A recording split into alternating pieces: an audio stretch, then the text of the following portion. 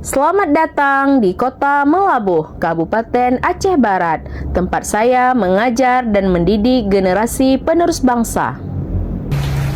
Assalamualaikum warahmatullahi wabarakatuh. Salam rakan guru hebat. Perkenalkan, nama saya Lisa Niati.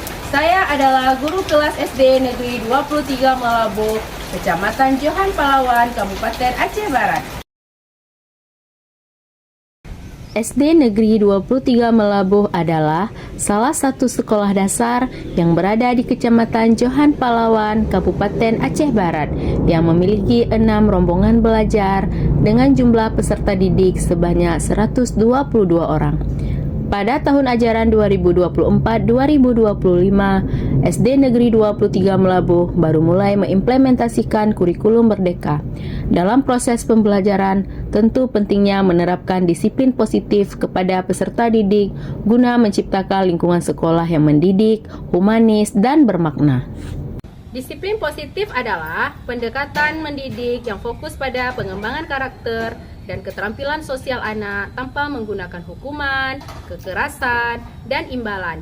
Pendekatan ini mengajarkan anak untuk memiliki kontrol diri dan tanggung jawab melalui pemahaman akan konsekuensi logis, komunikasi yang baik, serta peran pendidik sebagai fasilitator yang mendorong anak menemukan potensi dirinya.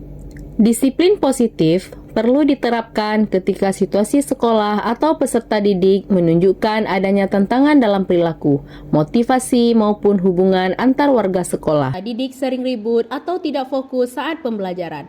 Ada yang terlambat masuk kelas, malas mengerjakan tugas, atau sering keluar masuk tanpa izin. Muncul perilaku saling mengejek atau kurang menghargai teman. Poin kedua, situasi di lingkungan sekolah. Banyak siswa tidak mematuhi tata tertib, misalnya berpakaian tidak sesuai aturan, tidak menjaga kebersihan, atau tidak disiplin dalam upacara. Poin ketiga, situasi peserta didik. Siswa menunjukkan rendahnya motivasi belajar atau kurang percaya diri. Adanya kecenderungan perilaku agresif seperti bertengkar, membuli, atau sebaliknya yang menarik dari perhatian. Siswa kurang memiliki rasa tanggung jawab atas perilakunya karena terbiasa disuruh atau dihukum, bukan diajak memahami. Poin keempat, situasi hubungan guru dan siswa. Interaksi guru lebih banyak berupa perintah, bukan dialog. Siswa merasa takut atau tertekan sehingga patuh hanya karena takut hukuman, bukan karena kesadaran.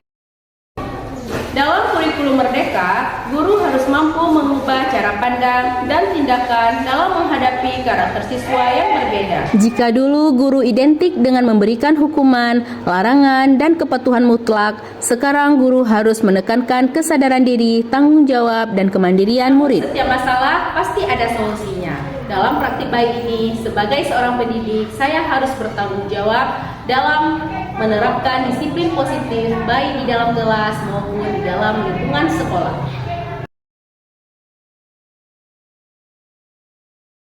Sebagai seorang pendidik, tantangan yang saya hadapi dalam menerapkan disiplin positif cukup beragam, karena pendekatan ini tidak hanya soal membuat aturan, tetapi juga membangun kesadaran, hubungan, dan budaya sekolah.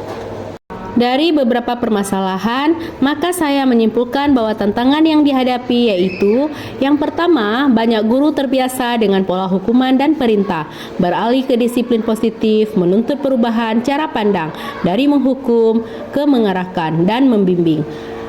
Kedua, membutuhkan waktu lebih untuk berdialog, memberi kesempatan refleksi, dan membangun hubungan positif dengan siswa. Yang ketiga, perbedaan karakter. Ada yang aktif, ada yang pasif, menuntut pendekatan yang berbeda-beda, sehingga butuh kesepakatan kelas antar siswa. Berdasarkan tantangan yang saya hadapi, saya perlu berkolaborasi dengan kepala sekolah, rekan sejawat, dan peserta didik dalam melakukan aksi. Adapun langkah-langkah yang dilakukan pendidik dan sekolah agar aturan, nilai, dan perilaku positif tumbuh dari kesadaran, bukan karena rasa takut pada hukuman. Berikut beberapa aksi yang bisa dilakukan di sekolah. Yang pertama, membangun hubungan positif, menyapa siswa dengan ramah setiap hari, menggunakan komunikasi yang penuh empati, bukan bentakan atau celaan, memberi perhatian pada kebutuhan, minat, dan perasaan siswa. Yang kedua, membuat kesepakatan kelas, mengajak siswa ikut menyusun tata tertib kelas atau sekolah, menetapkan aturan sederhana, jelas dan dipahami bersama, menekankan konsekuensi logis, bukan hukuman yang menakutkan. Poin ketiga, memberi teladan. Guru konsisten menunjukkan perilaku disiplin, tepat waktu, jujur, dan tertib, menjadi model bagaimana menghadapi masalah dengan cara positif. Poin keempat, menggunakan bahasa positif, mengganti larangan keras dengan kalimat yang mengarahkan. Poin kelima, memberikan apresiasi dan penguatan, menghargai setiap usaha positif siswa sekecil apapun, memberi penguatan berupa pujian, pengakuan, atau kesempatan.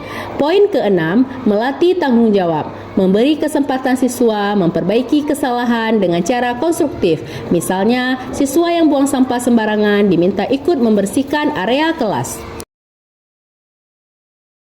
Setelah diterapkan disiplin positif dalam pembelajaran di kelas maupun di luar kelas, peserta didik sudah mampu mengelola diri sendiri, bertanggung jawab atas perilakunya, mematuhi aturan dengan kesadaran, berinteraksi positif dengan orang lain, refleksi dan perbaikan diri, serta motivasi dan kemandirian. Faktor keberhasilan dalam menerapkan disiplin positif adalah butuh kerjasama yang baik antara kepala sekolah, rekan sejawat, dan peserta didik dalam mewujudkan disiplin positif di antara peserta didik. Pembelajaran dari keseluruhan praktik baik ini bertujuan untuk menciptakan lingkungan belajar yang aman dan menyenangkan bagi semua pihak.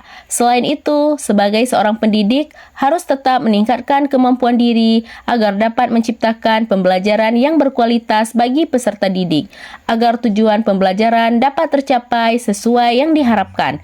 Mari kita jadikan proses pembelajaran sebagai pengalaman yang tidak hanya memberikan ilmu, tetapi juga menciptakan pendekatan positif bagi peserta didik.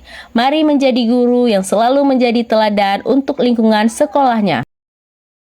Demikianlah penerapan disiplin positif yang saya lakukan di sekolah. Semoga praktik baik ini dapat bermanfaat untuk rekan sejawat, peserta didik, dan semua orang, sehingga dapat menciptakan suasana kelas yang mendidik, humanis, dan bermakna di era pendidikan yang semakin meningkat. Mari kita menjadikan diri kita sebagai guru teladan yang bukan hanya mengajar materi, tetapi juga memberi contoh terhadap sikap, perilaku, dan nilai kehidupan bagi sesama guru, peserta didik, dan semua orang. Mari kita menjadikan guru yang kreatif, inovatif, dan inspiratif. Wassalamualaikum warahmatullahi wabarakatuh. Assalamualaikum warahmatullahi wabarakatuh. Perkenalkan, nama saya Sri Harleti SPD. Saya adalah guru SD Negeri 23 Melabu dan merupakan rekan sejawat dari Ibu Lisaniati SPD. Setelah diterapkannya kedisiplinan positif dalam pembelajaran, siswa lebih terdidik, humanis, dan bermakna, sehingga kelas menjadi aman dan kondusif. Demikian, wassalamualaikum warahmatullahi wabarakatuh. Assalamualaikum warahmatullahi wabarakatuh. Perkenalkan, nama saya Rifa Syifatul Najwa. Saya siswa dari SD 23 Melabo. Saya murid Bu Lisa. Belajar sama Bu Lisa sangat menyenangkan. Kelas aman dan tidak berisik. Saya sangat menikmati pelajarannya. Wassalamualaikum warahmatullahi wabarakatuh.